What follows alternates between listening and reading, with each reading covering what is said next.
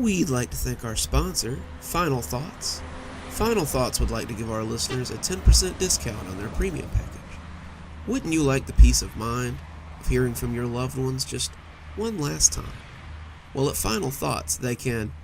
Mark spooled the volume down as he waited for the commercial to end and his podcast to pick back up. He glanced out the window and was greeted by another sign for Final Thoughts. The company was barely a year old, and already they were everywhere. He turned the podcast back up, but wasn't really paying attention anymore. The traffic moved sluggishly around him, like an artery clogged with plaque. He just knew that it would make him late for dinner, and then Lisa would be upset. She hated it when he was late for dinner. The words of the host were cut off suddenly, as his phone chirped and displayed Lisa's picture on the screen. Mark sighed. She was probably calling to ask when he'd be home. She wouldn't be happy when he told her he was going to be late. He'd worked late every day this week, and she had probably made a big surprise dinner for Friday. He considered ignoring it, but knew that would just lead to a bigger fight. He caught it on the fifth ring. "Hey, hun," he said, trying to sound chipper. "Hi, sweetie." Her voice put Mark on edge. They'd been married almost 7 years, and he'd learned how to read her reasonably well in the early parts of the relationship. Her voice was high, unnaturally sweet, and he could already tell that something was wrong. This was the voice she used when she was upset and trying not to show it, when she had bad news but didn't want to tell it. He almost thought he could hear her holding back tears, but didn't want to say so. "Lisa, is everything okay? How was your day? Did you make any big sales?" That took Mark aback. Lisa wasn't usually interested in his work. "Yeah, I made a few big sales. Mr. Copeland said I'm likely a shoo-in for Employee of the Month."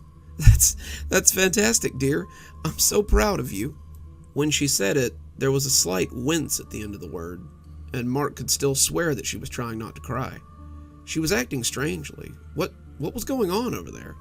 As Mark sat in bumper-to-bumper traffic, he couldn't help but imagine that someone with a gun was in his house, telling his wife to call him. Maybe someone had died, Mark thought, and she was trying not to tell him until he got home. As the car ahead moved, Mark took his foot off the brake and accelerated forward enough to stop again. Just up ahead, he could see a road worker holding a sign. This was the gatekeeper for a stretch of road laden with roadmen and trucks. This was the source of the traffic, and Mark cursed loudly, realizing that this would take the better part of an hour to get through. "What's wrong, sweetie?" Lisa asked, in that same overly chipper voice that verged on breaking. "Oh, it's road work, babe. Looks like I won't be home for dinner for at least an hour." She made a sound, and to Mark it sounded like a sob. "Oh, I'm sorry, hon. I was hoping you were a little closer. I had something I needed to tell you." Her words broke apart as she spoke, and Mark was getting kind of worried about what was going on at home. "Lisa, is something wrong? You sound like you're barely able to stop yourself from crying. What's going on?" "I promise you won't get mad. I don't want the last thing I hear to be the sound of you mad." Her words sent a chill through him. "The last thing you hear? What are you talking about?" She paused for a moment, seeming to choose her words carefully before continuing. "Mark, honey, there was an accident." "An accident? What happened?" A car beeped at him, and Mark jittered forward a little bit. He had expected to hear that someone had died, that dinner was burnt, maybe that there was a bill that had come in and it was really bad. He had thought maybe there was a home invader or a kidnapping plot. He had thought of 1,000 different things, but her being hurt was never one of them. Lisa rarely left the house. When she did, it was always to her destination and back again. Lisa's parents had been killed in a car accident about 10 years ago, and it had all but made her a shut-in. "I don't want to talk about it. Can't we just make our last conversation a happy one? I don't want you to remember me like this after I'm gone," she said, finally breaking down. Mark could hear her crying on the other end, and the sound was too much. When the car beeped at him this time, he ignored it. Mark had already stripped off his seatbelt and was climbing out of his vehicle. The driver blared his horn and yelled at him, but Mark didn't care. He was running up the sidewalk, phone pushed against his ear, as he ran for their apartment. His apartment wasn't far from the office, but he always drove because he didn't want to arrive with his suit smelling of sweat in the street. He had always considered the 30 minutes to an hour it took him to get home as his time. Now we just wanted to get home before his wife breathed her last. What happened, dear? Just keep talking to me.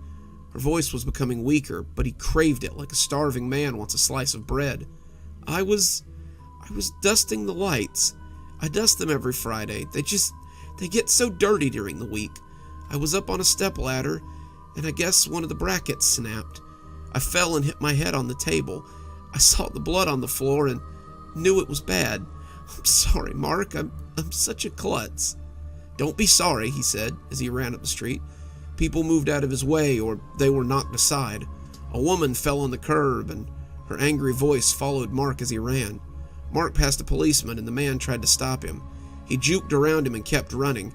His apartment was only 3 blocks away and he knew he could make it. I'm scared, Mark. That gave him a burst of speed. Just hold on, I'm almost there, he huffed as he ran across the street, the sound of horns blaring behind him. I feel cold. Please, stay with me, Lisa, he almost cried, tears dripping down his face onto the phone. He could see their apartment building as it loomed in the distance. The gray facade had never looked better to him, and he knew it was only a block away. He ran flat out, his suit coat billowing behind him, his button-up hanging long around his waist. He looked crazed, but he didn't care. He was going to see her. He was going to save her. He was going to be there for her. Mark, she gasped. Her voice had become as fragile as glass. I'm here, honey. There's an ambulance outside the complex, as well as several police cars. What's going on? Has someone called for help? Why didn't you say so? I just wanted to let you know my time's almost up. His breath hitched in. Don't talk like that. We'll have more time. I see paramedics outside. They must be here for you. No, they've already come and got me, Mark. He stopped as he watched them roll out a gurney with a black bag on it. The bag was zipped up, the contents not moving. The paramedics loaded it into the back of an ambulance and closed the door. They rolled away without ever seeing Mark at all. You're hearing my voice because I signed up for Final Thoughts. I know you don't like them, but I wanted you to have some closure if something ever happened to me. I remember how much it messed me up when my parents died, and I never got to say goodbye.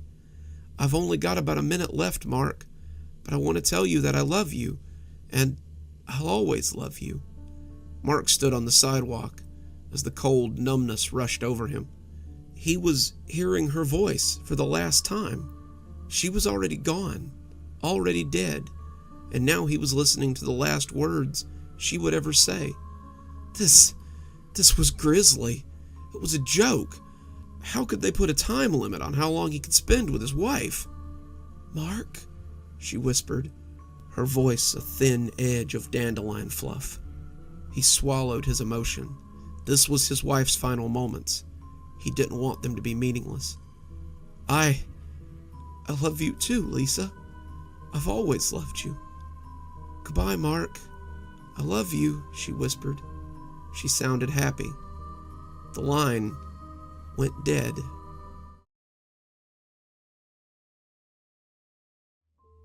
I looked at the sign over the register and scoffed loudly.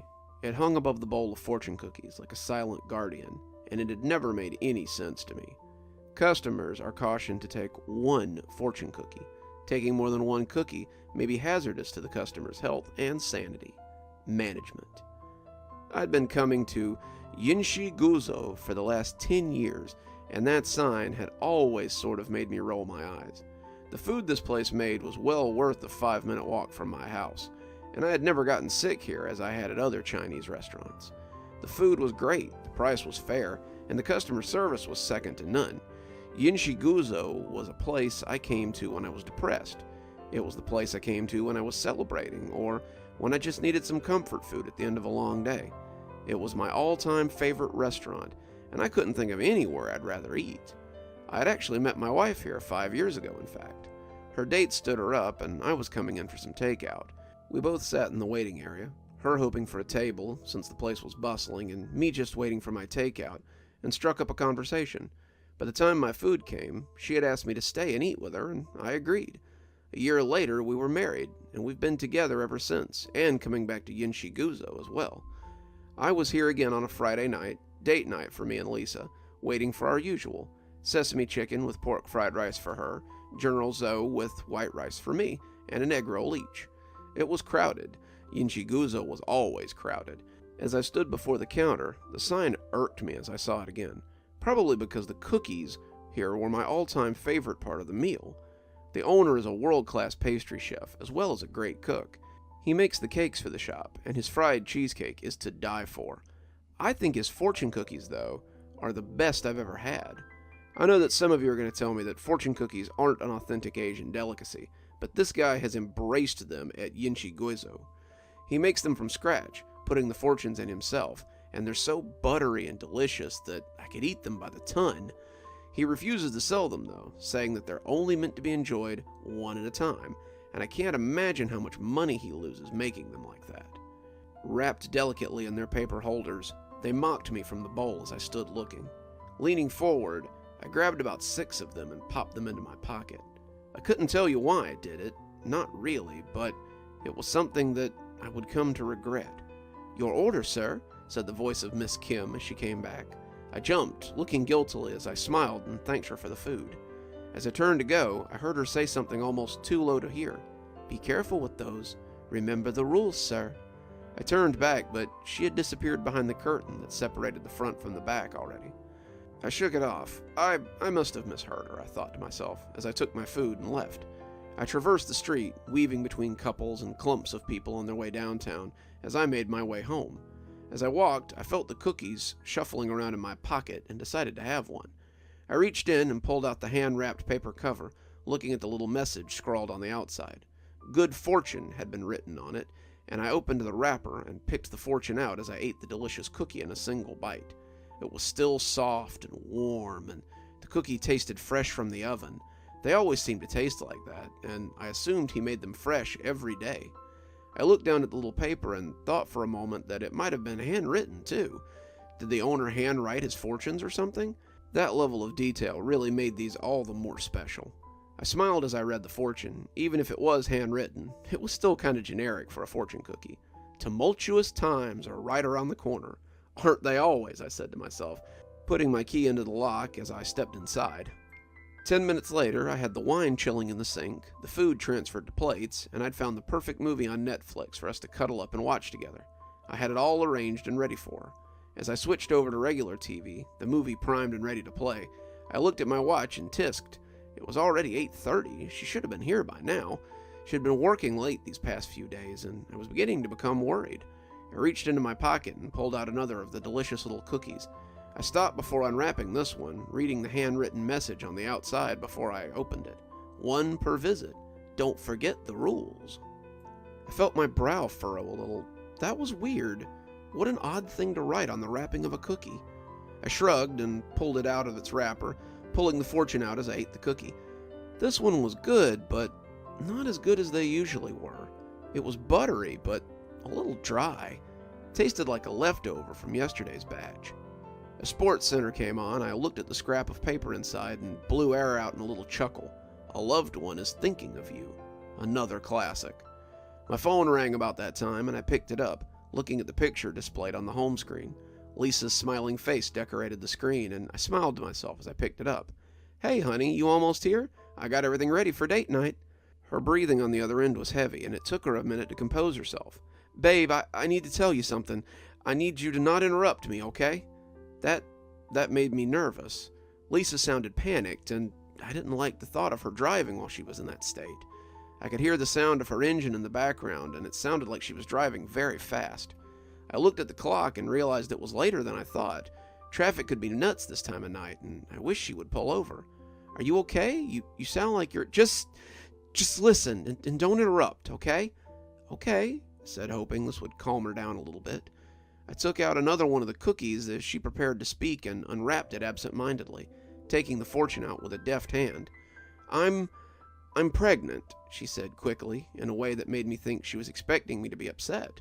Quite the contrary. We had been trying to have a baby for years, but couldn't seem to make it stick. We thought we'd finally made it work a few months ago, but she had ended up miscarrying, and it had hit her really hard. She had really fallen into work, staying late and working on her off days, and these date nights had become our only real time to be together. The news that she was having a baby made me ecstatic. I was confused as to why she was so upset. The cookie was dry as I crunched on it. This one was definitely stale. "That's wonderful, dear," I said through a mouthful of cookie. "I'm so happy you—" "It's not yours," she exclaimed, and the cookie turned to ash in my mouth. I felt it stick in my throat, a dry paste turning to cement, and I hacked it up and spat it on the carpet. It looked a little off as it sat in the congealing mass there, but my mind was not on the cookie. Not mine. How could that be? I've been having an affair for the last 3 months. When we lost Davin, I couldn't get over the depression. Someone at work had been flirting with me for a while, and one night oh God, babe, I don't know what to do." She was crying, and I could already hear it turning jagged and ugly. I wanted to be angry. I tried to be furious, but I couldn't in the face of her sobbing. "Come home. We'll work this out, Lisa. We can—" "Huh?" she huffed out, and I heard a loud pop of static before the line went dead. "Hello? Hello? Lisa, are you there? Hello?" But there was no one. I sat forward, bumping the table and sending the plates I had made spilling onto the ground. I heard the dry snap of the other 2 cookies as they crumbled in my pocket, but I hardly noticed. I tried calling her back, but it went straight to voicemail. I called again and again, becoming more frantic with each phone call until I finally bounced it off the carpet floor in a rage. What the hell was going on? What had happened to Lisa? I felt something papery against my palm, and when I looked up, I saw the fortune was plastered against it. I caught sight of the words, and it quelled my rage with cold fear. "Your joy will quickly become ashes in your mouth." What the hell was that? That wasn't a normal fortune. Fortunes from cookies were almost always benign, or at least neutral. Did the owner write these himself? Who the hell would put a thing like that in a cookie? I stared at it for a few minutes before retrieving my phone and trying to call her back. The screen was cracked, but that hardly seemed to matter anymore. As my phone remained silent and hers remained unreachable, I was becoming scared. What if something had happened? The fortune continued to nag at me. So far, each of them had been accurate in their own way. What the heck was going on here? This was too elaborate for a prank, and if it was, it really wasn't amusing. I had started to clean up the food I had spilled when the phone finally began to ring. I grabbed it up and prayed that it would be her face I'd see on the screen. Instead, it was a blocked number. It looked odd through the star pattern of my broken glass, and I sat it down. I could once again feel the broken cookies poking at me from my pocket. I reached in and threw both of them on the table. One of them had come unwrapped, and the fortune stuck to my finger as my hand came free. My curious mind would not allow me to ignore it, though, but now I wished I had. "You will receive 2 phone calls. Both will bring you only sorrow." I caught the still ringing phone on the 4th ring. "Hello? Lisa?" I asked hopefully. "Hello. Are you the emergency contact for Miss Lisa Callahan?" I am," I answered, unsure of what it wanted. "This is Officer Winsman. I'm afraid there's been an accident." "Is my wife okay?" I asked, still a little hopeful. The officer was silent for a few seconds. "I'm gonna need you to come down to St. Mark's and identify her remains." The phone slipped out of my hand again, and I could hear the officer saying hello from the carpet. The last cookie sat on the table, ominous in its white paper holder. The edges of the paper were black, whatever was inside having seeped into it.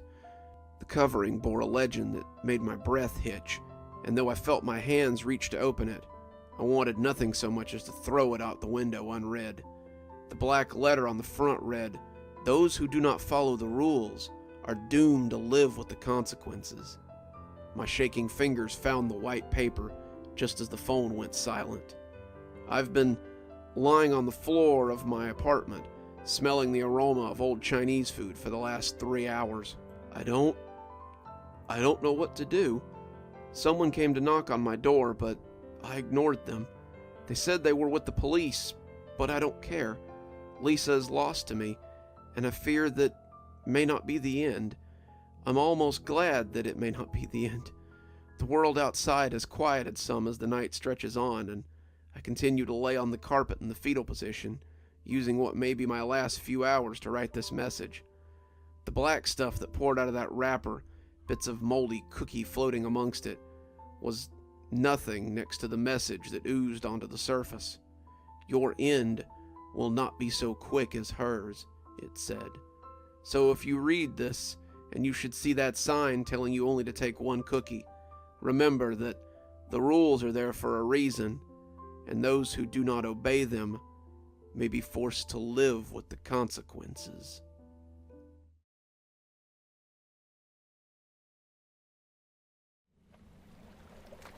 Liz couldn't really say she didn't know why she was here, but she could question why.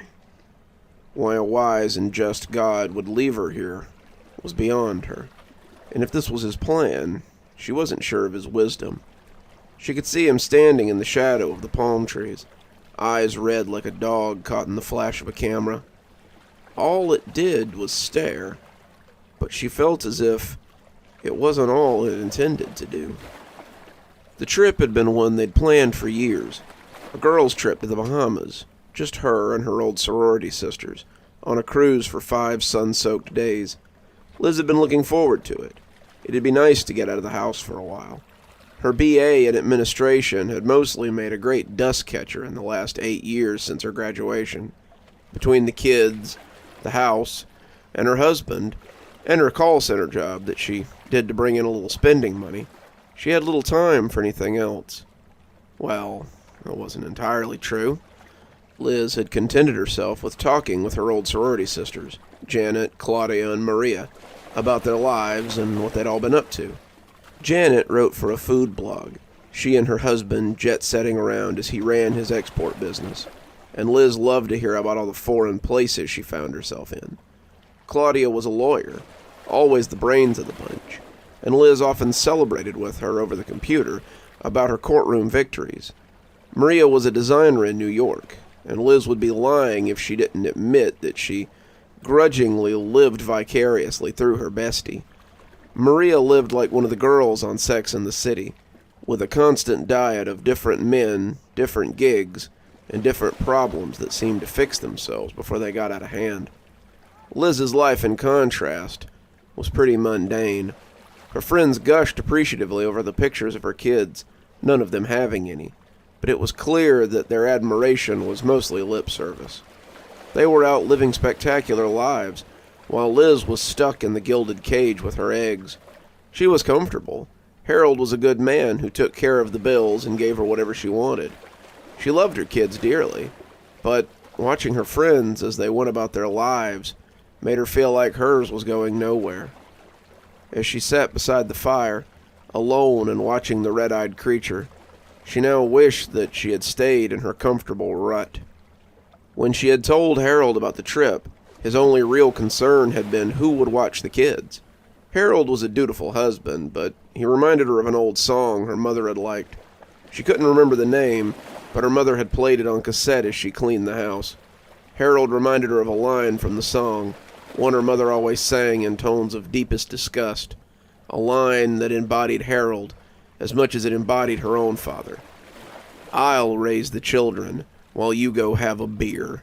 Where is my John Wayne? Where is his shining gun? Where's my lonely ranger? Where have all the cowboys gone?" It was a good line. It encompassed her life so well. Harold was not the owner of an export business. He wasn't a model or a defense attorney who might be moved to sleep with her after a trial. Harold was an assistant manager in a company that made oil drilling equipment. He was nice enough. He was stable. But his interest in her had clearly waned. It had happened sometime after their second child. She saw his eyes began to wonder, and if he wasn't already having an affair, that his impending midlife crisis would surely drive him into one. She had assured him that her sister would watch the kids while he was at work, but that he might have to miss his after-work bar trips this week. "I'm sure she'll watch them on Saturday, though, so you can meet your associates at the links for your golf game."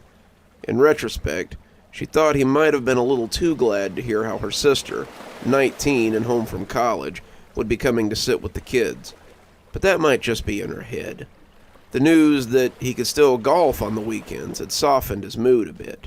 He even slipped her a few extra hundreds so she could fly to Orlando instead of driving. The idea that she might be stuck in traffic and miss her cruise was comforting now. But as she thought about the reunion with her friends, it brought a smile to her cracked lips. They had all met at the airport. First Liz and Maria, with Janet and Claudia flying in an hour later. The four had gone to dinner, drinking and talking about what they'd been doing, and finally boarded the boat at nightfall.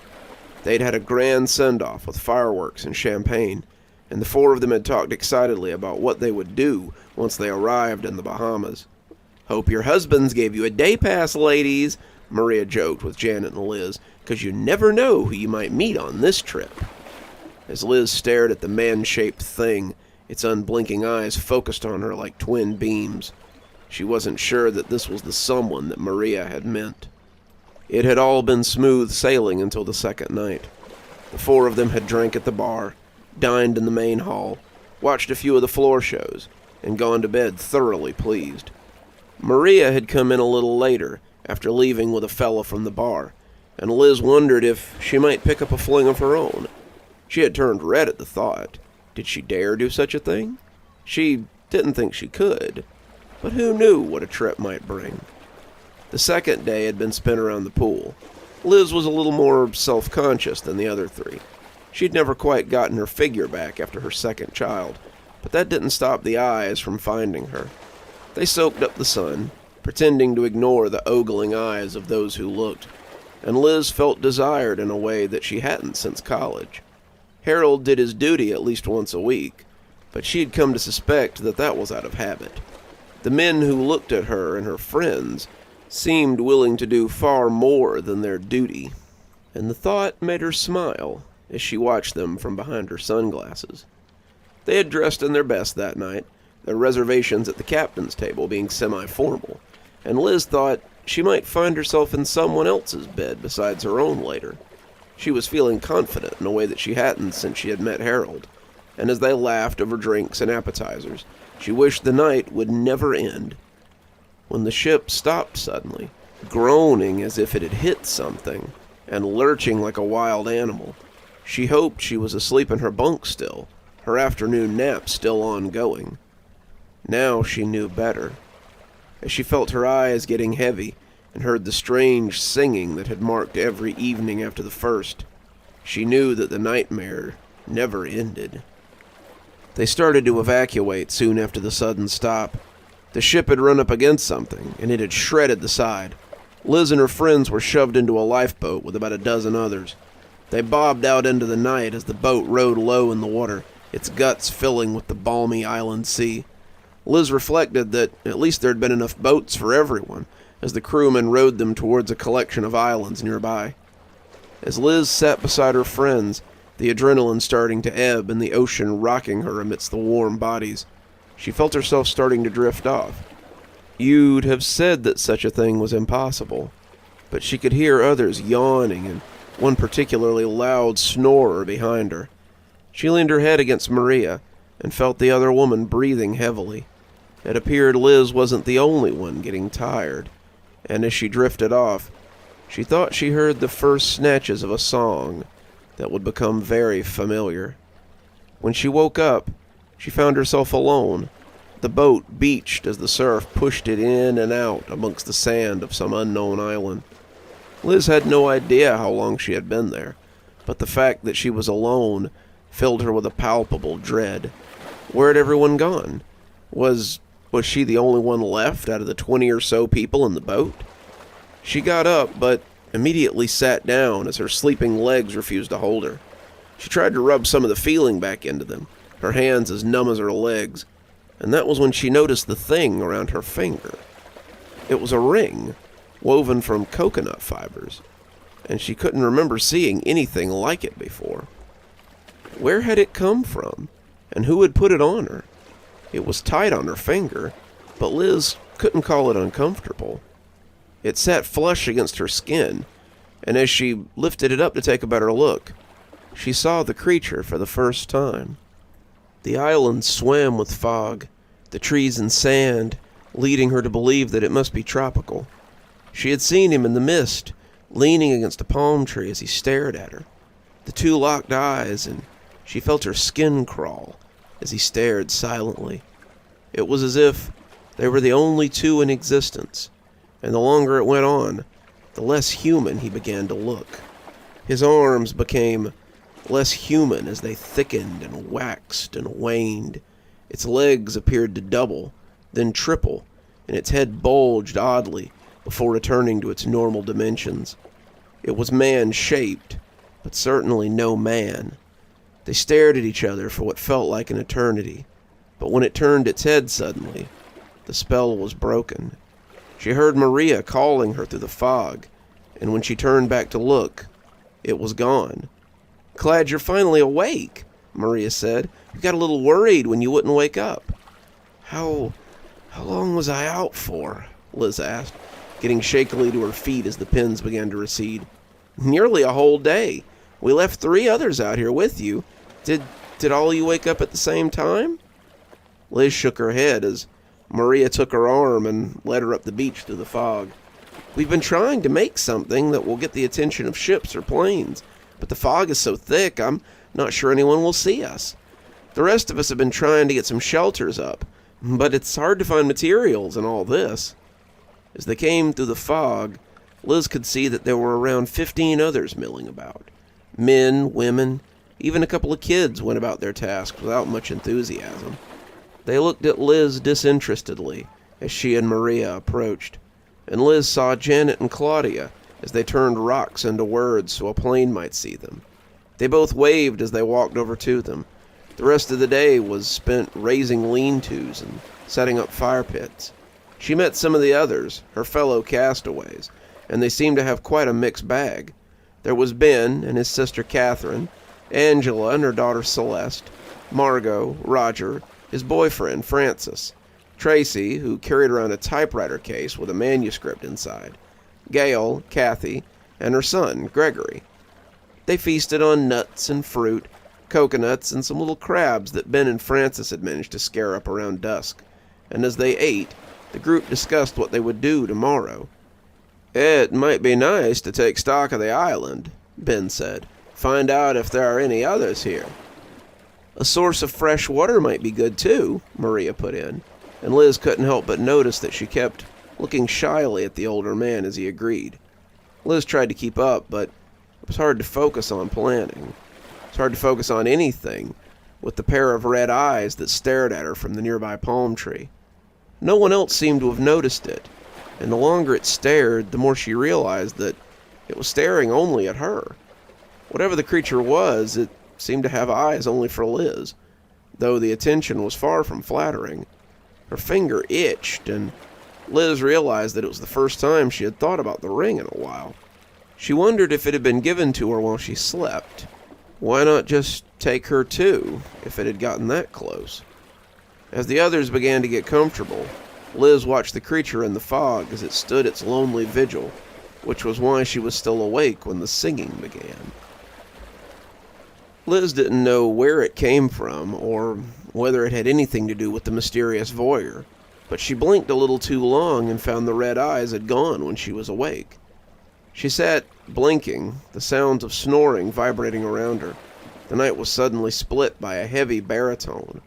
It rolled across the sleeping people, hitting Liz like the warm steam off a cup of tea. As she watched, a few of her fellow survivors staggered up, getting to their feet and walking towards the jungle. They moved like sleepwalkers, their legs taking them shakily into the fog. In the dark, Liz wasn't certain who it had been, but in the morning, there were 2 less than there had been the day before. She hadn't slept that night, but as the sun came up and turned the fog into a blanket of diamonds, she pretended to. The last thing she wanted was to answer questions about missing people. No one seemed to notice at first, but by noon the disappearance of 2 people was hard to ignore. "Any idea where Roger and Francis are?" Catherine asked, looking around like she might have just missed them. "Off doing God knows what, I'm sure," Ben muttered, drawing some dark looks from a few of the others. He had made his displeasure at the pair of them pretty clear to everyone but them, and didn't seem to care about their disappearance too much. A couple of people talked about going to look for them, but it was finally decided that if they had gone off on their own, then they would either come back or they wouldn't. People went about their day, some looking for food, others trying to find planes or boats to hail. As the day spun out, Liz wondered if she should tell someone what she had seen the night before. She hadn't told anyone about the man-shaped thing in the jungle, and if it was the same thing taking people, maybe they needed to know. Her thoughts chased her throughout the day, but as the sun set and the fire cast sparks into the night sky, Liz found herself awake and searching for the creature. She hadn't had far to look. It had been there since dusk, just watching her as she sat by the fire. The fog was still a thick pea soup, and the image within it swelled and distorted as she kept an eye on it. Her head dipped and jittered as she tried to stay awake, but when the singing began tonight, it was like a sweet lullaby. She saw 3 shapes rise around her, the fire turning them into silhouettes against the sparks, and as they stumbled away from the dancing flame, she tried to call out to them, to raise some kind of an alarm. She was fading away as the deep, resonant voice drowned her amidst the crashing waves of the beach, however, and soon she found herself asleep. The camp awoke to find they were 10 now, and Liz discovered that one of the shades had been Claudia. Another had been Angela's daughter, and she was beside herself with grief. "Has anyone seen Celeste? She was right here next to me when I fell asleep last night." "We should go look for them," Maria suggested, looking pleadingly at Liz and Janet as she tried to move the others to go with her.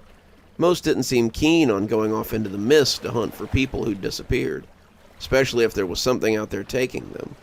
Liz found it impossible not to be moved by Maria's words, though, and Janet seemed to feel the same. Claudia was their friend, and Celeste was just a child. The thought of them lost and scared in a strange place made Liz's heart ache, and the 3 assured Angela that they would try their best to find her daughter. She thanked them tearfully. The disappearance had left her in a state of grief so deep that she could do little but sit and rock as she cried.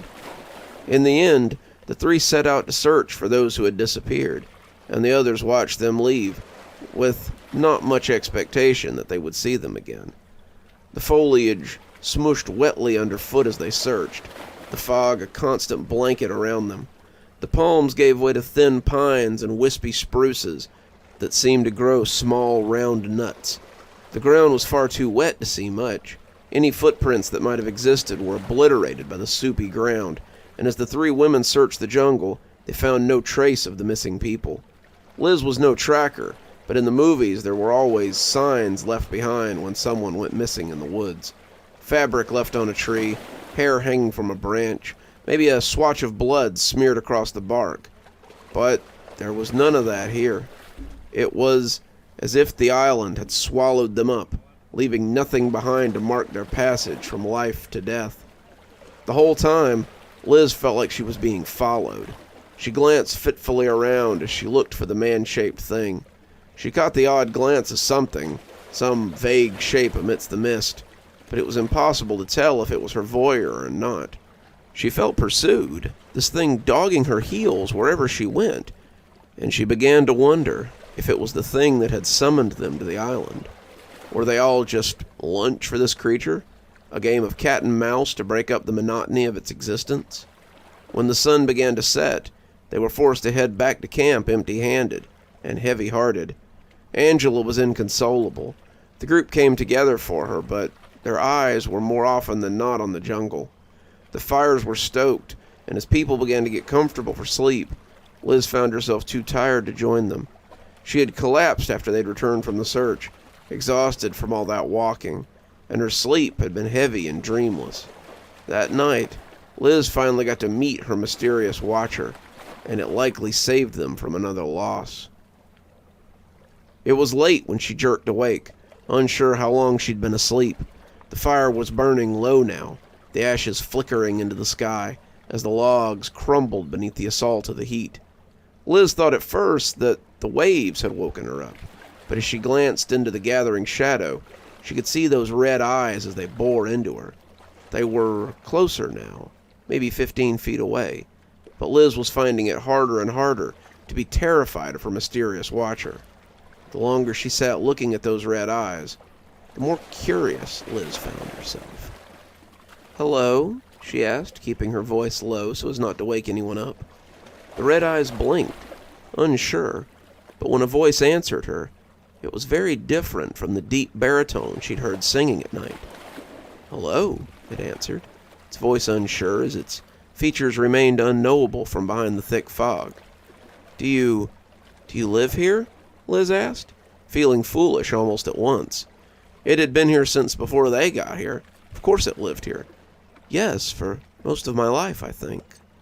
The two talked for a bit, Liz becoming more comfortable the longer it didn't simply leap on her and gobble her up.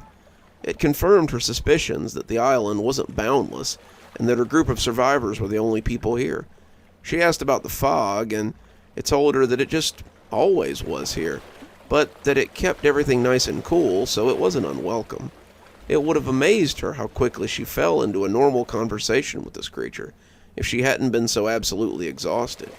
As it stood, it seemed like the most natural thing to have happened in a while. "Are you the one singing at night?" she asked after it finished telling her about the caves near the edge of the island. It was beginning to lighten on the horizon, and Liz realized that it might leave before she got some of her burning questions answered. The eyes had been crinkling a little as it spoke, clearly enjoying their talk, but as she asked about the song, they took a different downturn. Was it mistrust, or was he ashamed of the answer? "Yes, that's me," he answered, clearly hesitant. Are you the one—" "Liz?" someone said sleepily, and Liz turned to see Maria sitting up groggily. Who are you talking to?" Liz turned back to introduce Maria to the thing she'd been so comfortably chatting with, but it was gone. "No one. Must have been talking in my sleep," Liz answered. There were no new missing people in the morning, but it did little to help the tension. Ben had started talking about making spears or something to defend themselves, but most of the others were more concerned with surviving. Even so, the foragers took homemade spears he had made when they went to look for food. His sister Catherine tried to talk to him, telling him that he was making everyone anxious, but he loudly told her that everyone should be worried about whatever was taking people in the night. Angela looked like a ghost as she sat looking at the waves, and people seemed content to give her space. She was mourning the loss of her daughter, and it was unclear whether her tears were swelling the ocean or the ocean was rushing forward to give her its salt. Liz found herself thinking about the odd creature as she went about her day. It hadn't been like she had expected, and she found herself wondering if it had really been the one taking people. She still hadn't told anyone about it, and most of the others would have assumed that she was going crazy. The thought of those red eyes creeping up to talk to her in the night would have scared some of them and made others think that she was losing it. Worse yet, she suspected that Ben would stay up and try to fight it if she told him, so she kept her mysterious new friend to herself. For the next week, she would stay up after the fire burned low and meet with it. She didn't hear the singing on those nights, and the red eyes seemed more than happy to come back night after night so they could learn more about her. Whatever it was, it seemed very interested in Liz and the life she had lived on the mainland. They talked about boats and cars and television, the food she used to eat, the people she'd known, her family, anything else the creature could think of. Liz would find herself watching him as his body did strange things, thickening and shriveling, multiplying and dividing, and the longer she watched it, the less afraid she became. The longer they talked, the less substantial it seemed to become, and that worried her. Liz found that she was afraid of losing it, the thing that made her feel almost normal. The mist seemed to clutch at it, making its features even less recognizable, and it added a level of unreality to it. It made it seem as if it were fading away. "Can I tell you a secret?" it said suddenly, leaning in close one night and causing Liz to blink as the fog pattered against her face. "Sure," she said, glad for a break in conversation. Liz had been worried that she might run out of things to talk about, and then it would go away. She'd forgotten to be afraid of it, and was glad for the company and the attention this thing showed her after everyone else had gone to sleep. She missed her family and her children most of all, but having it here to talk to made it a little easier, a little more tolerable. "When you first noticed me, I had come to watch you." "Me?" Liz asked, surprised. Why me? I noticed you when your boat came. You were just sitting there, sleeping, and I couldn't take my eyes off you.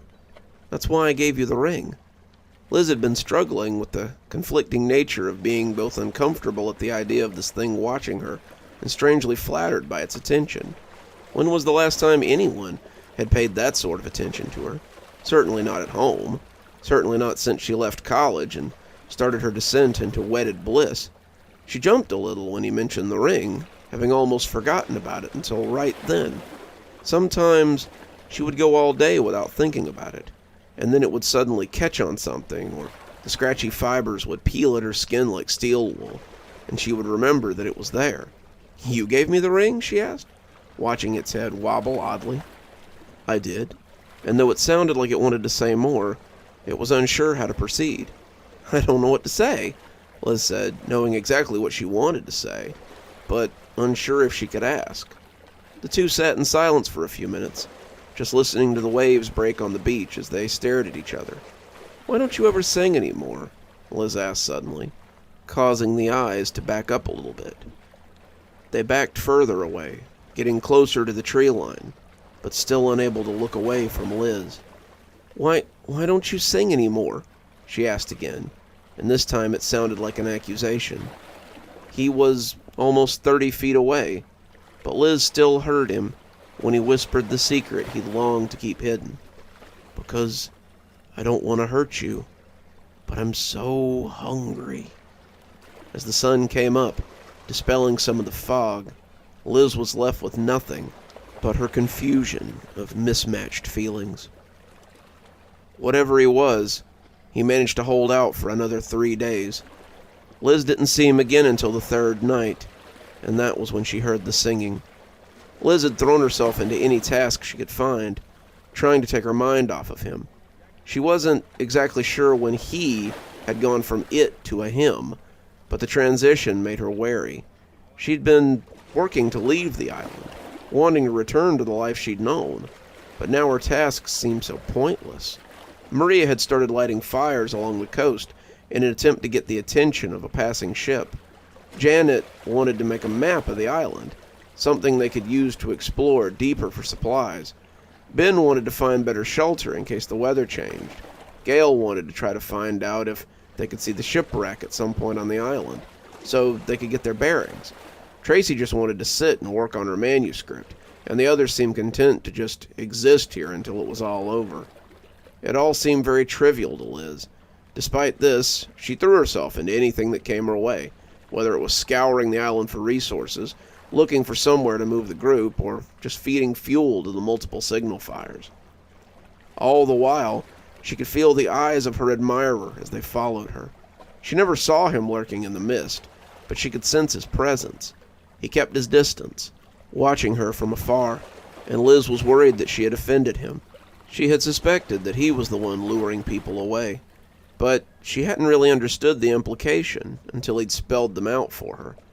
They would never find their fellow survivors, no matter how much they searched, and it was strange to feel so attached to someone who saw you as food. Angela had disappeared on the second day, but Liz doubted that her new friend had anything to do with it. Angela had done little else but weep for 2 days, the sea drinking her tears greedily. She wouldn't eat or drink, wouldn't come to camp no matter what the time, and when they woke up to find her stretch of beach had gone empty, Liz assumed that she had just wandered out into the sea. It might have been the kindest thing for her, but Ben had other ideas.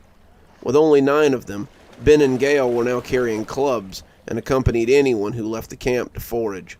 They had appointed themselves as de facto guardians of the camp, and Ben seemed to have decided that he was their leader. He and Catherine argued often, but his patience for her seemed to be running thin. Kathy and Gregory had taken to sleeping close to Liz and her friends, and Kathy kept a protective arm around her son at all times. Tracy slept with her arms around her typewriter case, holding it like someone might a stuffed animal, but even she had moved closer to the group for protection. When Catherine came to join them on the third night, they all slept in a shallow pile, like rabbits in a warren. Ben and Gail sat around the fire, blinking owlishly as they kept watch.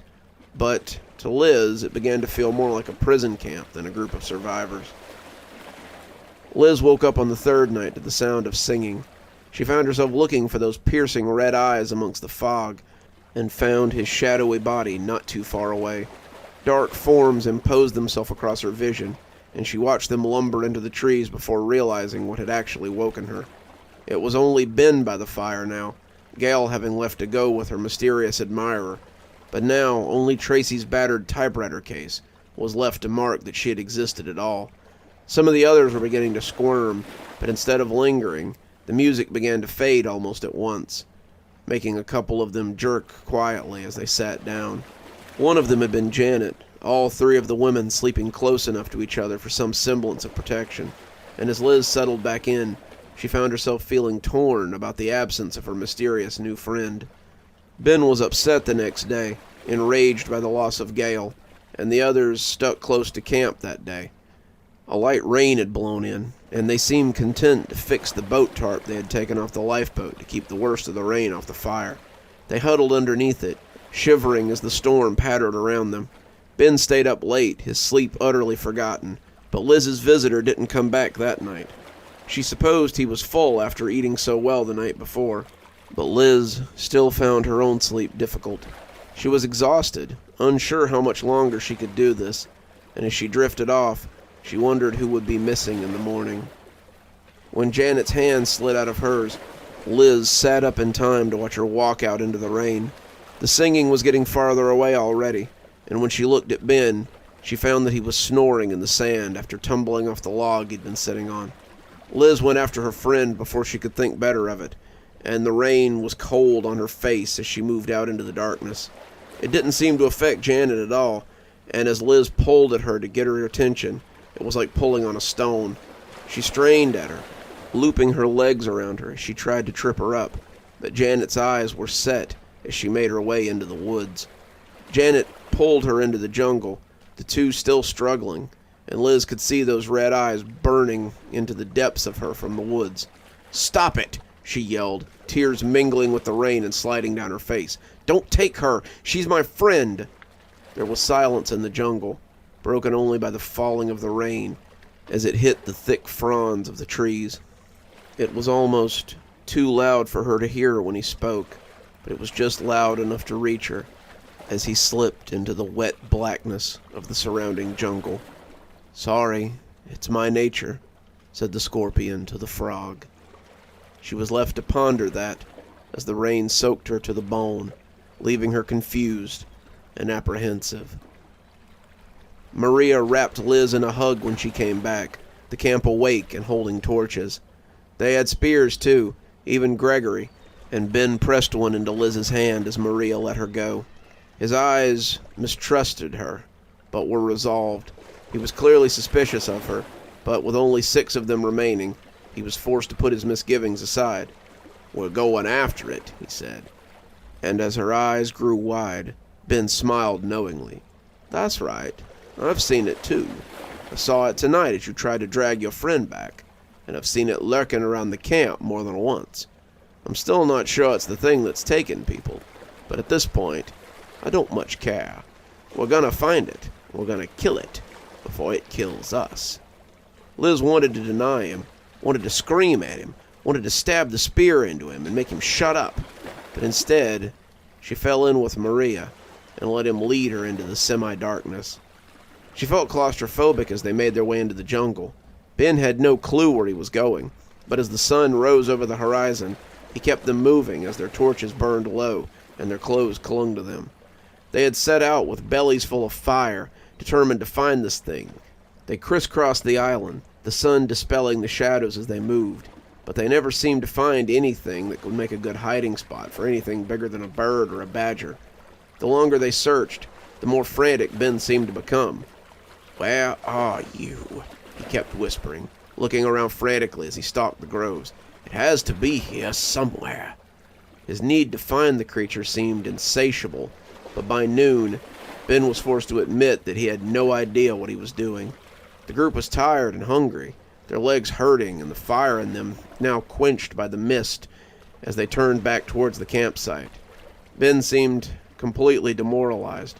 Catherine finally put a hand on his shoulder, reminding him that they were exhausted and needed to eat. and he was finally forced to turn around and head back to camp. They had covered the whole island, beach to beach, and found no sign of Janet or anyone else. As they trudged back, Ben wasn't the only one looking downtrodden. They all knew that come morning, they would likely be 5 instead of 6. Liz sat by the fire now, remembering the last few days with sobering clarity. Ben had been taken next. He had tried to stay up and keep watch, wanting to catch this thing so he could keep them safe from it. But in the end, he had succumbed and fallen asleep. They had all been so tired after trudging through the jungle, but when they woke up, he was already gone. Kathy was next, and Gregory's cries had brought the rest of them around the next morning. By then, the 4 of them had been frantic. No one wanted to be next, but it seemed inevitable. They were all tired, their meals growing smaller as their numbers dwindled, and they were utterly trapped by the island they now found themselves on. They couldn't fight him. They couldn't escape him. They were nothing but cattle, just waiting for the slaughter. Catherine went next, but by then, Liz already thought she knew what she had to do. When he returned the following night, she was waiting for him. He seemed confused when he found her awake, Maria and Gregory snoring around her, and when she put a finger to her lips, his nod made her stomach churn. "What will you do when they're all gone?" she asked, watching the fire dance between them as the mist made it hiss. He didn't answer her, his red eyes boring into her as he hunkered and watched. "You seem to be saving me for last. Do you hate me so much that you'd make me watch the people I care about disappear before it's my turn?" "Never," he blurted, and she shushed him as Gregory stirred. "I would never torture you like that. It's only that I can't bring myself to hurt you. I need to eat to survive, but I hate that it must come at the expense of you." They pondered this for a moment, the fire hissing and spitting like an angry cat. "What if I went with you now? Would you let these 2 go and take me?" He was silent, but his nod was all the answer she needed. "Lift the mist and let them go, and I'll go with you." He seemed startled. I can't promise your safety. It's hard for me to control my hunger, as you've seen. I'm not sure I could forgive myself if I hurt you. I'm sure you'll have no trouble calling more boats here, just like you did to ours, right?" The eyes looked away sheepishly, but he didn't bother to deny it. "How did you know?" "I guessed, just like I guessed that this ring might be stopping your song from calling me away at night, right?" He nodded again. "It won't protect you, though, if I decided to just gobble you up one day when I got hungry." "It's a chance I'll have to take," she said, getting up and walking towards him. The red eyes widened, but as she walked into the mist that surrounded him, the cold membrane encompassed her and accepted her. Liz felt conflicted as she watched the boat leave with Maria and Gregory. The sound of the deep whistle had brought the 2 around as the sun rode high in the morning, and Maria had called her name for quite a while before leaving with the boy.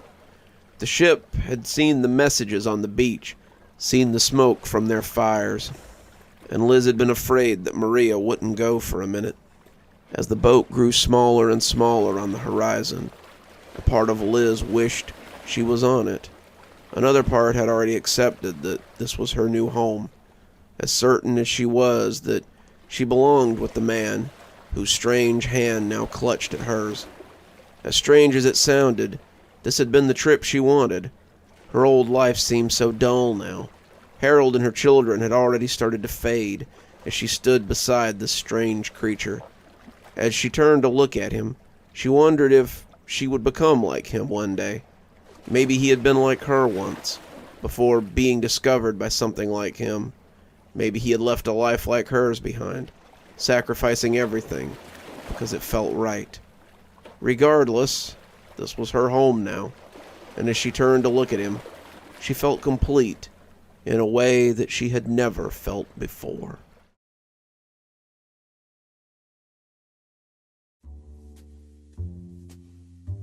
Mr. Fuller. The tall man looked up through the curtain of greasy black bangs, and his face was equal parts good-natured annoyance and unshakable certainty. Detective Cutter liked the annoyance. Annoyed men could become angry, and angry men could make mistakes. But the certainty was going to make this exchange difficult. A man who was certain was a man who would play the game to win, and Detective Cutter was just as certain that this man was guilty. "Do you know why you're here?" Cutter asked, and he put the box down between them as he stood leaning over Fuller. He could not have done this if Fuller was standing. Of course, if Fuller had been any further into 6 feet, he would have been playing basketball somewhere instead of writing crime novels. Cutter was all of 5 feet, and only because his red Irish curls put him over the limit. He stood over Fuller now, though, not glowering, but not smiling, from a position of power that Fuller's certain and almost bright smile did not seem to understand. The game was over in the 9th inning, Holmes, and now it was all over but the crying. Fuller looked up at him like a professor looking at a bright pupil who's just broken the cardinal rule and asked a foolish question. "Don't you know?" he asked in a deep, cultured voice that made Cutter want to start slapping him. "I assumed that you must have after 2 officers came to my office to collect me." "Collect you?" Cutter snorted. "Mr. Fuller, you were arrested, Mirandized, and placed in an interrogation room. I'd say that's about as far from collected as it gets." "Come on, Officer Cutter. We both know that if you could charge me with anything, we wouldn't be here having this little chat right now." Cutter grabbed the chair next to him and spun it so he could lean against the back as he sat. It was a distinctly juvenile posture, but he accepted it as he settled in for the long match. He was tired, bone-weary from chasing this guy's shadow for the last 3 weeks, and he'd be damned if he'd let him slip away now. Marcus Fuller was going to answer for these murders if he had to sit here all week, and Cutter was settling in for the long run. "My captain likes you for this. Hell, I like you for this, and we have solid evidence that if you didn't pull the trigger yourself, then you know who did." Fuller just rolled his eyes. "And why would I want to commit murder? I'm a very successful writer with 2 Sunday Times bestseller noir awards. I live very comfortably, and I could easily retire from writing after my next book and maintain that comfort for the rest of my life. Why would I jeopardize that by killing prostitutes and thugs?" "Let's talk about that prostitute, shall we?" Cutter said as he reached into the box and took a thick manila envelope out. He flipped it open onto 2 pictures of a pretty brunette in her early 40s. The top photo showed her inviting guests into a newly opened Royal Casino, while the bottom was her being booked a few years before for solicitation. Her expression was the same in both photos, devil-may-care attitude with a side order of iron poise. Marjorie Dyer, the proprietor of Dyer Needs, was found murdered in her suite at the Seawind Resort. He flipped the page, and behind it were several shots of a glassy-eyed Marjorie, who was no longer poised or so devil-may-care. She lay naked across a hotel bed, with a long, angry cut from one ear to the other, and a thick collar of blood clotting around the wound, making it hard to see. Hotel staff received a noise complaint about 11, and hotel security found her that way at 11:30. He had hoped the grisly scene would shock Fuller. He had hoped for revulsion, hoped Fuller would turn green or be sick in the wastebasket, or even that he would appear excited by the photos and tip his hand in front of the detective. Instead, he studied them for a moment and then looked back at Cutter expectantly. "Very graphic, Officer Cutter. What does this have to do with me?" Detective Cutter reached into the box as he spoke. "The murder scene of Marjorie Dyer is nearly the same as the killing of Catherine Hoff in your book Hunter City." He removed a dog-eared paperback from the box, and Fuller didn't seem at all surprised to see it. "If you'll indulge me, Mr. Fuller," and before Fuller could protest, Cutter had opened the book to the paragraph in question. "Hold her, Jack. I'm about to send Regis a message." As the switchblade came to life, Kat began to struggle between Jack and Anthony. Her tears made black pools of her mascara, and when Hunter lifted her chin to look her in the eye, she had long tracks down either side of her face. He waggled the blade in front of her, and she cringed away as the steel glinted in her eyes. "Please, Glenn, please don't do this. We can make a deal. I'll work for you instead of Regis, but please don't hurt me." And she dissolved into shuddering sobs again. She stopped when Hunter pressed the edge against her throat. It's nothing personal, Cat. It's just business. She sighed like a split seam as the knife parted her flesh and her blood poured across the swell of her modest breasts. When Hunter's gentleman released her, she fell back onto the bed with a kind of boneless grace. Hunter only spared her a final glance before he strode into the hall and left her alone in his makeshift abattoir. Fuller indulged him as he read, and when Cutter finished, he only sat expectantly. "What do you make of that, Mr. Fuller?" Cutter asked, when it seemed Fuller would not break the silence. "Seems like a fan of my work decided to reenact some of his favorite scenes. As I told you the first time you came snooping around my office, I was at a charity event that night. A dozen people will corroborate that I was present until well past midnight. So unless I'm under arrest for writing a compelling crime drama, are you familiar with the murder of Gerald and Jamal Smith, Mr. Fuller?" Cutter cut him off mid-sentence. Men like Fuller hated to be cut off, and he felt confident that the act would unnerve him. It didn't.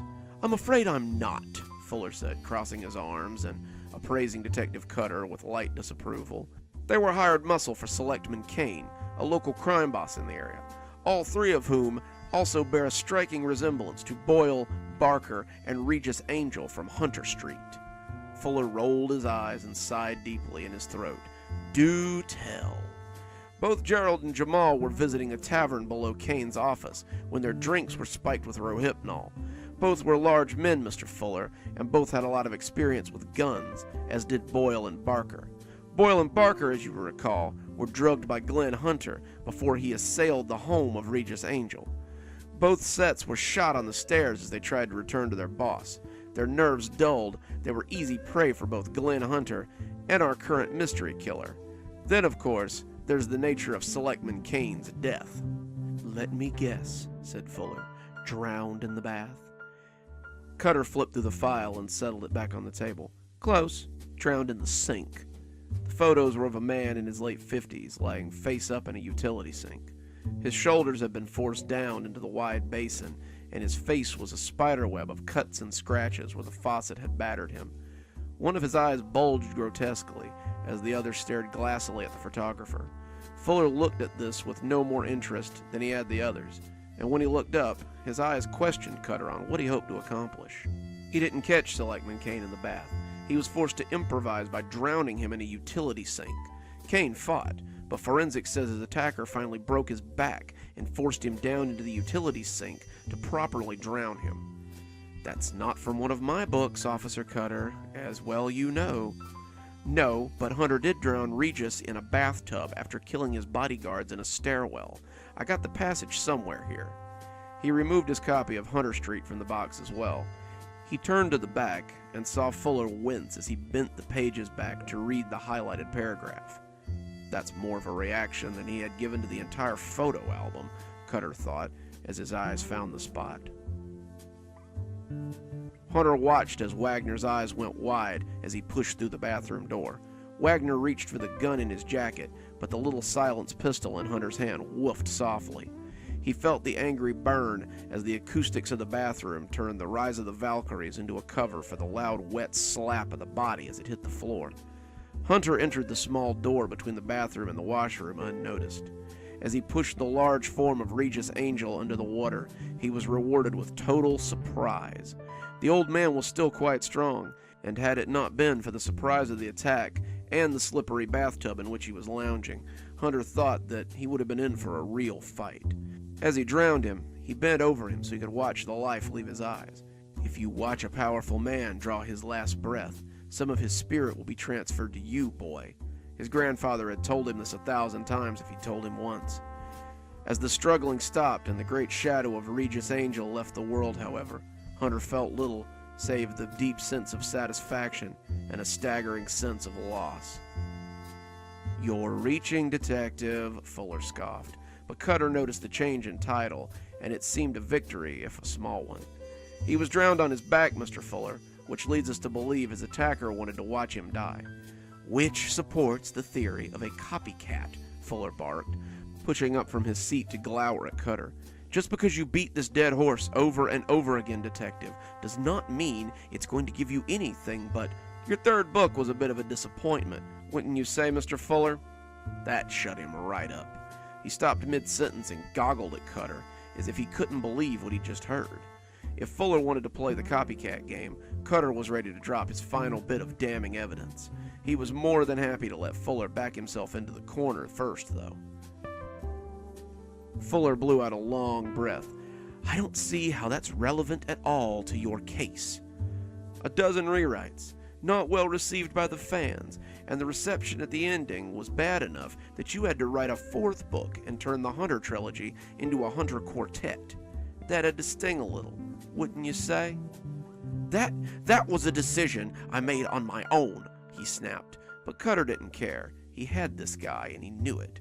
The first two pieces were only appetizers, and after he served up the main course, he'd be more than happy to give this guy his just desserts. "Well, the most recent murder was very reminiscent of another scene from your book." "Oh, please do tell. Someone kill a big stupid brute on the street with a machine gun? Poison a congressman? Maybe slit a whore up the—" Cutter threw down an open folder and watched the pompous prick deflate like an old balloon. "We had to request the manuscript from his secretary when we found out you had written a fourth novel. She was so distraught that she sent it over immediately. This, Mr. Fuller, is the reason you're here." Fuller looked far more unsettled by these photos than anything else that day. This can't be. I just talked to Dan last week. Danforth Wild was murdered in his apartment last week, 3 days after you threatened him over social media for stealing the premise of Hunter State for his noir series. You said you would make him regret every word he published, didn't you? I guess maybe he regrets it now, doesn't he? Fuller sat, looking at the pages for several seconds, before closing his eyes and sighing. He was eviscerated, just like the congressman in Hunter's stand. My agent was the only one who had a copy of the manuscript, so of course, you think... He closed the folder and glared at Cutter. "Hook me to a lie detector, detective. Call my assistant and ask her where I was when Dan was killed. I have no receipts for travel, I have taken no leave from work, and you will find no way I could have done these things. Now, unless you're prepared to hold me under suspicion, I demand that you release me." Cutter stared at him for nearly a minute before shaking his head with a deep sigh. He had hoped he could grill the answers out of Fuller, but the guy was too slick for that. His captain was going to rake him over the coals for this one, and Cutter could already hear the sounds of pens signing his leave of absence. "Go then," he said, waving his hand at the door, and Fuller left with a little slam as the door shut behind him. 3 weeks. 3 weeks of suspension from duty.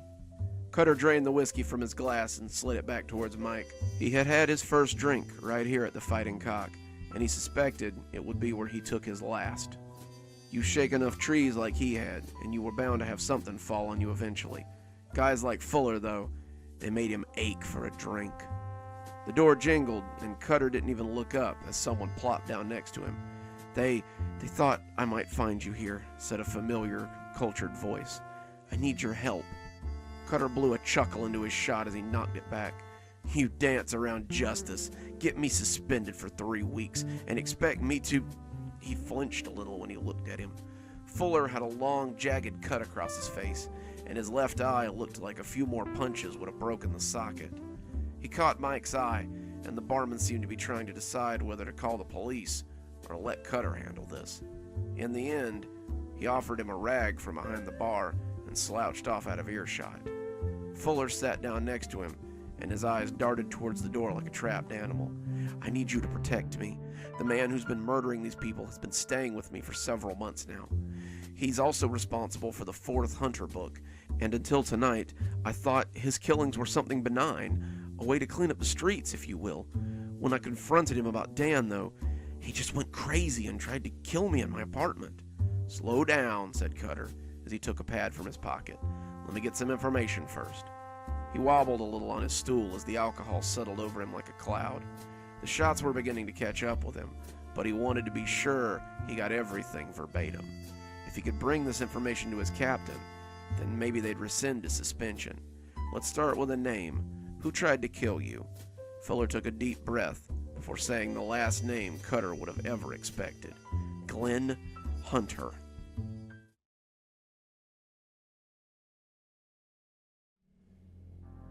I've been taking care of my grandma lately. She's been doing pretty bad, and she needs someone to help her almost 24/7. She's got kind of a bone disease or something. It's basically turning her bones into Swiss cheese. And I've had to carry her to the bathroom and room to room for the past couple of weeks. This might seem kind of tiresome to some people, but I'm glad to do it. My grandma and I have always been close. She basically raised me since my mother was never at home. If I can give back to her now, I consider it fair. She's been alone since I was in high school, and those 10 years have been the happiest I've ever seen her. She and Grandpa had been married for decades, 50 years before Grandpa just left, but they never seemed to get along. When I was young, Grandma would always come over and stay the night instead of having me come over there. Grandpa never came to our house.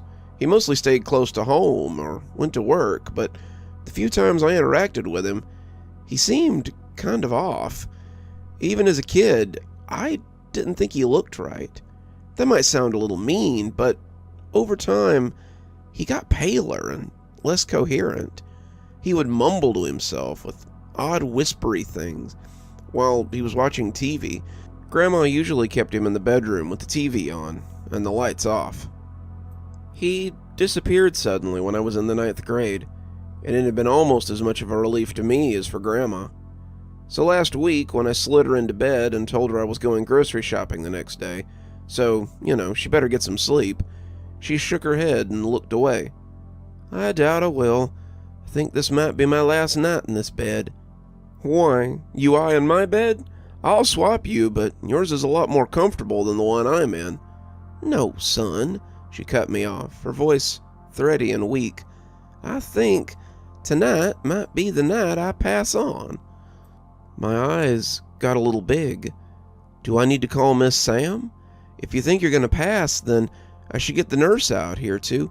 "I don't want them out here. You've been good to me, boy. I just want you here with me at the end. Besides, I need to tell you something. I need to confess my sins before I take them to heaven with me." "I mean, I can call Pastor Ferris over if you need to talk to someone about matters spiritual." "No, not Bobby Harris either. I want to confess to you. It's family business, and once I confess it to you, it'll be your burden to carry after I'm gone." I hesitated, thinking that I might not want this secret as I looked at Grandma's face. I had seen that face smile more than anything else, but the look she had now reminded me of something else I'd seen when I was young. It was something I hadn't noticed until I looked back through the lens of time, but Grandma had always seemed a little nervous whenever she stayed at our house. I caught her more than once checking the doors and windows, looking through the living room curtains as if expecting to see someone there. It always made me think that she was scared of someone. It was a look that always made me think a stranger was trying to get in so they could take me away. The truth, it seemed, was darker than that, though. I took a seat on the bed, willing to listen as little as I wanted to. "I'm here, Grandma. If you need to tell me something, then I'll listen." She nodded, looking out the window in her bedroom like someone might be there. "Your granddad didn't disappear," she said, wetting her lips with her wrinkled tongue. "I killed him." That was a shock, and my face must have said as much. She smiled, without much mirth. "Didn't think your old grandma was capable of something like that, huh?" "No, it's just surprising. You guys lived together for decades. I'm not sure why you would choose 10 years ago to..." It wasn't the first time," she said, her voice as thin as a spider web. "I killed your grandpa for the first time in 1973. 10 years ago was just the last time I had to kill him." I was confused, and I said as much, but Grandma only nodded. "Your grandpa Your real grandpa died in 1972, but he didn't stay dead." She laid it all out, something that took us nearly into the next day, but she never stopped looking out the window as she spoke. I realize now she was looking for Grandpa. "When the call came, I was pregnant with your mother. Your grandpa had avoided the draft by attending college and had managed to avoid it again with a waiver from the government. He was an engineer working on bridges and sewer systems in D.C., and I was looking forward to having him home for a few weeks. He had promised to come home before the baby was born, and he was excited to meet his daughter. We had wanted children for years, and when we talked, you could hear the tears on the verge of coming out whenever he talked about our future. The phone call that day, however, seemed to be the end of that dream. They said he'd been killed in a car accident, and that it had been very quick. He had been driving to a job site when someone had run a red light and slammed into the driver's side door. They said he died instantly, hadn't suffered a bit, and I suppose that should have been a mercy. They wanted to bury him in the Capitol, but I was adamant that he be buried here. I wanted his daughter to see him, to know her father, but I couldn't have known how much she would know of him. A week later, before his body was even home, I heard someone in the kitchen late one night." Grandma's voice got low, the husk making my skin crawl as she stared through the little window into the past. "I must have looked aside as I came out with the baseball bat, but he never saw me coming. It was a man in military fatigues, eating a sandwich and sitting at my table like he owned the place. He hadn't bothered to turn on any of the lights, and the closer I got, the more I saw. He'd left a duffel bag on the floor beside him, and there was a glass of milk sweating on the table beside his plate. His fingers slipped into the white bread, and the lettuce and tomato looked wet against the roast beef poking out. I didn't challenge him. I didn't think he even knew I was there. When I hit him in the side of the head, he went down like a sack of potatoes. I killed him in that one hit. Hit him just right, I guess, but when I went to see who it was, I felt like I might have a heart attack. It was your granddad. He was laid out on the floor, bleeding from the ears, his blood staining his fatigues. I looked up the pins he had been wearing years after the fact and realized he'd been a corporal in the army. His paperwork said he was back on leave for the birth of his child. He was on 2 weeks of leave before he went back to Vietnam. I was confused. My husband had never been in the army, and as I sat there trying to figure out what to do, I decided to just bury him in the backyard. My husband was dead, and calling up the police to let them know that this man had broken in so we could eat a sandwich would only muddy the waters. So I buried him in the backyard. No easy feat for a woman 7 months pregnant. 3 days later, I was sitting in the living room folding laundry, just trying to get back to normal, when I heard a key in the front door. I heard someone coming in, set the bag down on the end table, and then I heard the last voice I ever expected to hear again. "Sorry I'm late, dear. There was something in the office I had to set up for tomorrow before coming home." It was your grandpa, dressed in a crisp white button-up and pressed suit pants. His tie was blue and white, something I'd never seen before, and it looked expensive. I'd never seen any of his clothes, and I was the one that did all the laundry. He spread his arms wide, waiting for a hug, but I couldn't move. I'd killed him. I'd killed him 3 nights ago. I watched him die, and as I backed away from him, I saw his face twist in confusion.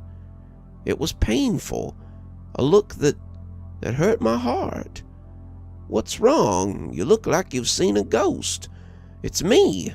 It's Wendell. your loving man.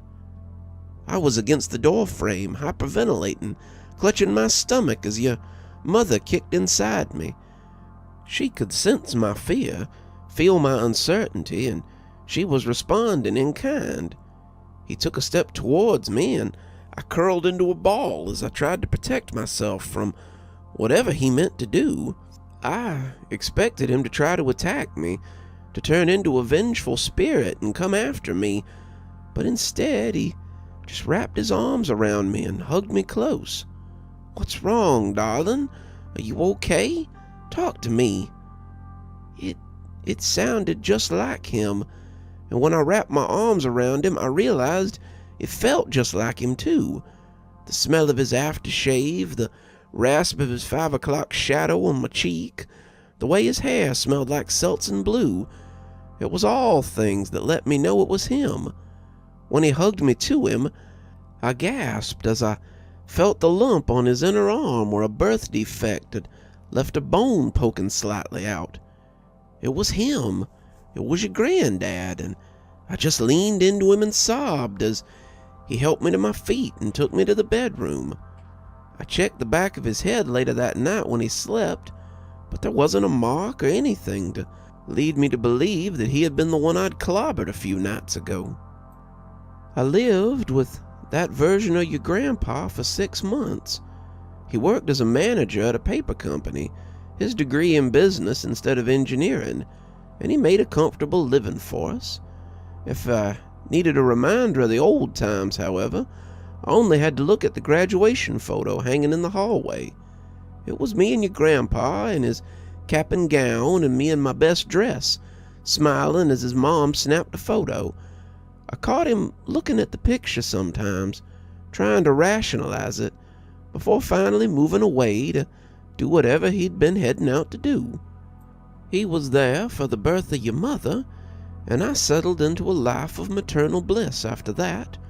Your grandfather was much the same as he'd always been, trading talk of bridges for talk of stocks and paper sales, but he was still the same man he'd always been. He loved your mother and me dearly. We never wanted for anything, but after a while, I suspected that something was off about him. It started with the sleep talking. He would mumble ceaselessly from the time his eyes closed till the time they opened again. Your grandfather had always been a prolific snorer, ever since he was little, as his mother liked to say, but now he never seemed to breathe at all when he slept. He would mumble on and on about sewers and the war and stocks and paper and raising dogs and breeding horses and a million other things. Between your mother's nightly feedings and your grandfather's ceaseless muttering, I had become ragged. I couldn't sleep with all that yammering, and no matter where I slept, it always seemed to find me. I tolerated it until one night when I heard something familiar. I came awake to the sound of someone chewing and mumbling. "Where are they? Chew, chew, chew. I can't believe I had to make my own food. It's not enough that I, chew, chew, chew, went and fought them for her, but now I have to make my own sandwich." I had been sleeping on the couch, trying to get some sleep away from the muttering, and as I crept up the hall, listening to him mumble, and even the squeak of the door didn't arouse him from his nightmare. She couldn't even bother to wait for me, chew, chew, chew. Just because my bus was a little late, I'm a war hero, a soldier, and she can't even chew, chew. But he paused then, before gasping harshly. "Ah, my head! What the hell is that? It's Maggie! Oh God, she's killed me! She's killed me! She's bashed my head in with a bat! I'm dead on the floor, dead right by my kitchen table. My blood's going everywhere. She's killed me. The pillow was over his face before I could stop myself. I was just so ragged, so mentally fried that I knew he would tattle on me.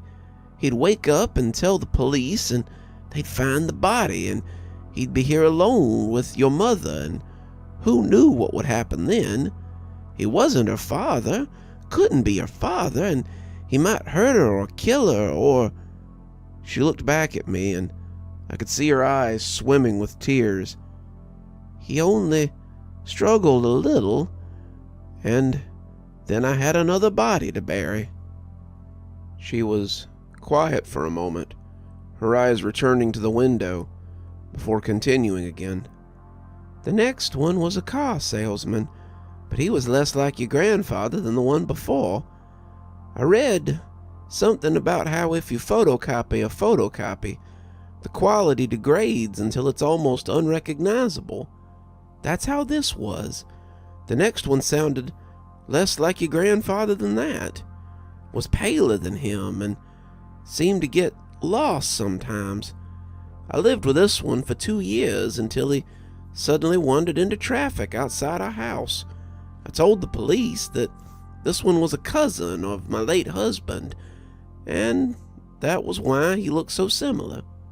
The one after that bred horses, and when one of them threw him, I buried him at the edge of the range where he worked and went home expecting to find another one.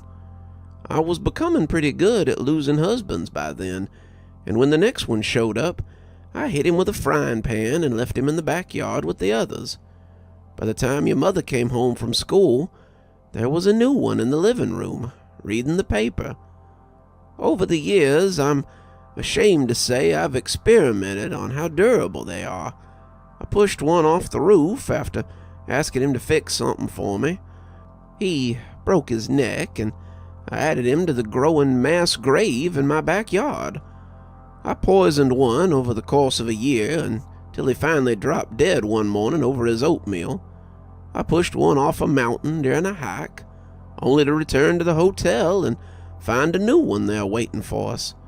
The copies became paler and less coherent. Their voices became softer and less substantial. It got to the point that he couldn't hold a job. His mind was like a dementia patient, and I would look up sometimes and find him watching me through the window of wherever I was. Your mother had moved out of the house by then.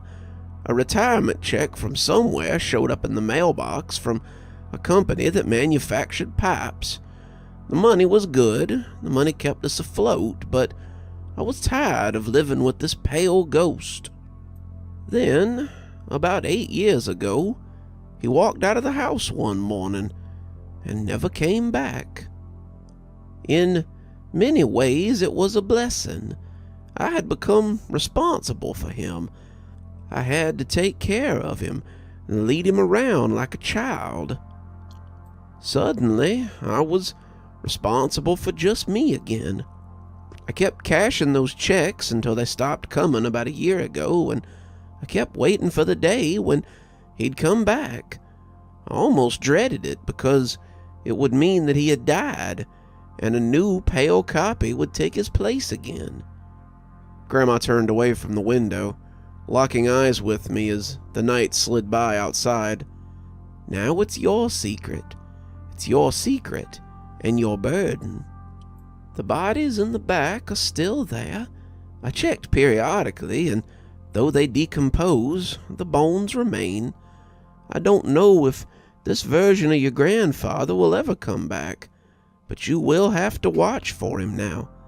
I've left everything here for you. The house, the accounts, everything. It's yours now, and I pray it brings you joy. She lay back then, and I could almost watch the life slipping out of her. By midnight, she was dead, and when I turned to get the phone, I saw what she had been waiting for. Gramps was paler than I remembered him, but he looked exactly the same otherwise. He waved at me as he stood there before backing away and leaving the way he had come. I went to the backyard and looked, but there was no one there, and no clue that anyone had been there in the first place. We buried Grandma in a plot next to Grandpa's original body. She lay peacefully there beside her husband. The caretaker tells me that someone comes to see her, though. leaving a single wildflower behind before moving on. I don't think he'll come back, but who's to say what the future might bring? In the meantime, I called the police to let them know about all the bodies in the backyard.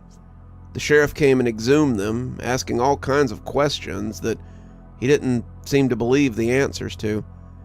He had them tested, and to his surprise, all of them came back a match for my grandfather.